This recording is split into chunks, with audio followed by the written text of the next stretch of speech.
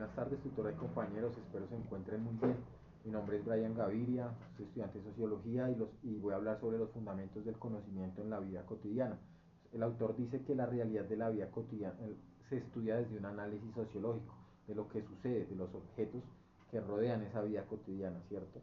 Entonces, según la conciencia, que siempre es intencional, siempre apunta hacia un objeto, hacia un interés, ¿cierto? Esto es lo que ocurre ya sea que el objeto de conciencia se experimente como parte de un mundo físico exterior o se aprenda desde una realidad subjetiva interior, que ya es diferente. Yo lo puedo aprender desde lo exterior o desde una vivencia personal, ¿sí?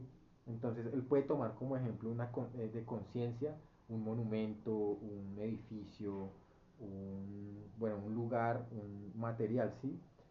No es lo mismo ese objeto de conciencia que yo me sienta mal o me sienta angustiado.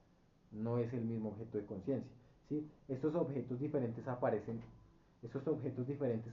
ante la conciencia como constitutivos y están conformados por diferentes esferas. Una de esas puede ser la vida cotidiana en la familia, ¿cierto? Los grupos, como los grupos en los que yo me introduzco a diario, por ejemplo, mi grupo laboral, mi grupo familiar, si no es lo mismo la gente que me rodea en la calle a la gente que me rodea la más cercana, ¿sí? Entonces son diferentes esferas, ¿sí? Esas diferentes esferas en el mundo hay realidades múltiples, según el autor. Y él también dice que esa la realidad suprema, lo pone como la realidad suprema, es la realidad de la vida, ¿sí? Que es una realidad como la que tenemos todos, que nacemos, crecemos, morimos, ¿sí? En fin. Bueno, al existir y aprender esa realidad suprema, ¿cierto? Ya se constituye una actitud natural mía, porque yo lo aprendo desde las evidencias, desde lo que está subjetivado del mundo exterior también, y desde la realidad subjetiva interior, como lo mencioné anteriormente.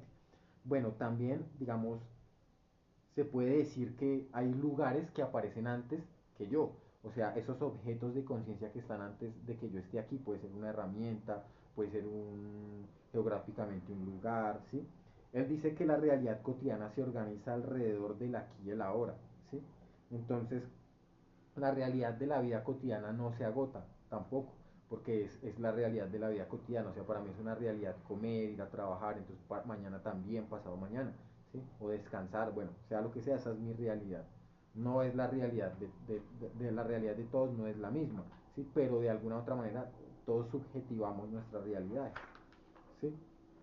Mi atención en este mundo, por ejemplo, se determina principalmente por lo que yo hago, lo pone él como ejemplo. En este caso vamos a poner de ejemplo un mecánico, ¿sí? Digamos, si yo soy mecánico, pues me siento profundamente interesado por ese grupo de objetos que rodean mis intereses, llámese un motor, llámese una herramienta, llámese, bueno, etcétera. Todo lo que me vincula con esa industria automovilística.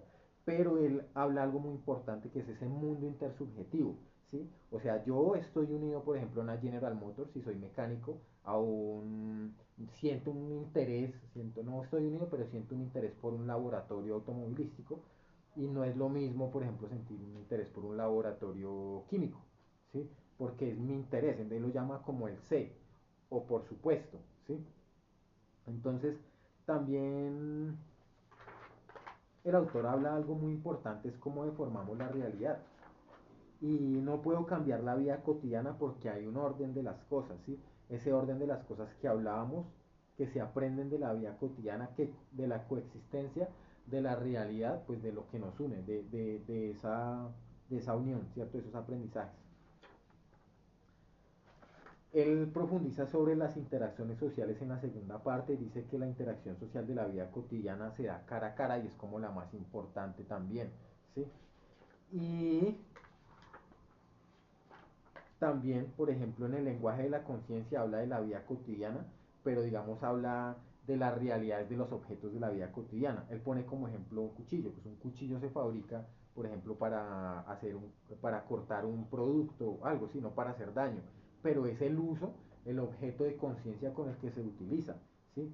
O bueno, llámese, yo puedo utilizar una pala como un martillo, ¿sí? Para golpear algo y martillarlo, pero pues ese no es el objeto ese no es el objetivo de ese objeto, dice el sujeto.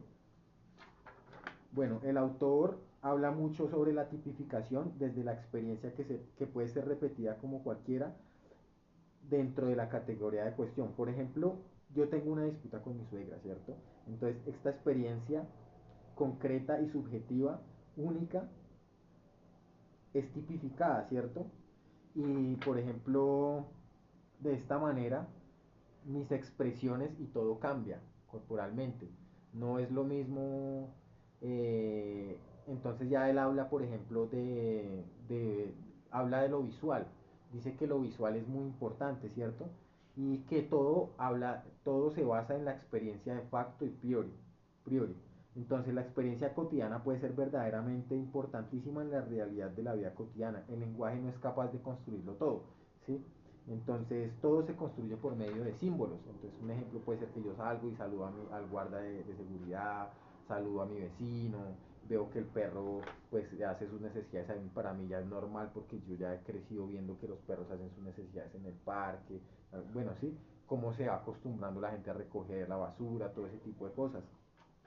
El autor lo plantea desde las experiencias también. Entonces, mi mundo se estructura de acuerdo con las rutinas que se aplican en circunstancias adversas, ¿cierto? Entonces, digamos, por ejemplo, una circunstancia adversa puede ser de que yo trabajo, ¿sí? Y yo me corto una mano, ¿sí? Entonces, eso es una circunstancia adversa. Yo no puedo ir mañana a trabajar o no puedo presionar, por ejemplo, me lesiona el tobillo jugando fútbol, pues no puedo presionar para ir mañana porque, pues, por lógica, ese mundo estructural y esas rutinas, ¿sí? Y pues eso que me aconteció a mí, pues no me lo va a permitir. O sea, va a interponerse en esa realidad cotidiana mía, ¿sí? Entonces habla de que uno también tiene ese objeto de conciencia, uno es consciente de eso. Bueno, el autor habla sobre la sociedad como realidad objetiva, o sea, es muy importante porque él habla del ser humano y de los animales, ¿sí? Entonces, digamos, él pone un ejemplo muy importante que el hombre ocupa una posición peculiar dentro del reino animal, porque, digamos, ya hay como un método de contención para los animales, un propósito, ¿sí? Y se puede decir que el ser humano anda libre, pero no anda libre, pues anda objetivado por esos mismos conocimientos que ha adquirido a través de los años. El autor lo pone también como que es algo ontológico, entonces no es lo mismo un animal que está en el útero, que tiene pelo, que ya cuando nace camina, caza, ¿sí? Ya tiene un instinto al individuo, al ser humano, ¿cierto? Al sujeto, ¿sí? Que tiene que pues tener un aprendizaje, ¿sí? Entonces construir ese aprendizaje, estructurarse. Bueno, las guías tienen un tema bastante extenso, ¿sí?